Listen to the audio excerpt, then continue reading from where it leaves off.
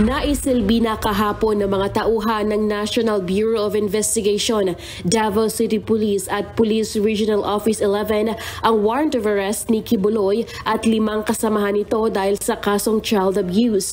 Kabilang sa mga akusado ay sina Jacqueline Roy, Ingrid Canada, Crescente Canada, Pauline Canada at Sylvia Simanes. Kahapon ay nahuli si Barangay Captain Crescente Canada sa kanyang bahay sa Barangay Tamayong. Samantala, sina Pauline Canada at Sylvia Simanes ay kusang sumuko sa NBI office noong alas 4 ng hapon. So we have arrested at least 3 accused. One is the Barangay Captain of Tamayong, and we have 2 ladies also arrested. Pansamantala namang nakalaya ang 3 akusado matapos magbayad ng tig 80,000 pisong piyansa ang kanilang abogado.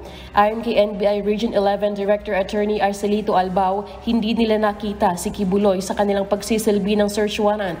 Blanco pa rin sila sa kinaroroonan nito at ng 3 pang akusado. During the service of search warrant, negative si Pastor Kibuloy. We don't have any information as to his whereabouts as of this time. Pinuntahan na anya nila ang mga posibleng pagtaguan ni Kibuloy, kabilang na riyan sa King Doom, sa kanyang prayer mountain sa Barangay Tamayo at sa Samal Island. Pero hanggang ngayon ay ongoing pa rin ang kanilang service of warrant of arrest. Ayon sa NBI, may 10 araw na palugit bago nila ibalik ang warrant of arrest sa korte.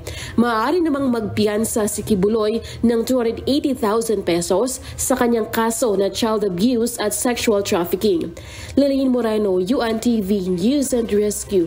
Diyos ang aming sandigan, serbisyo publiko ang aming pinahahalagahan.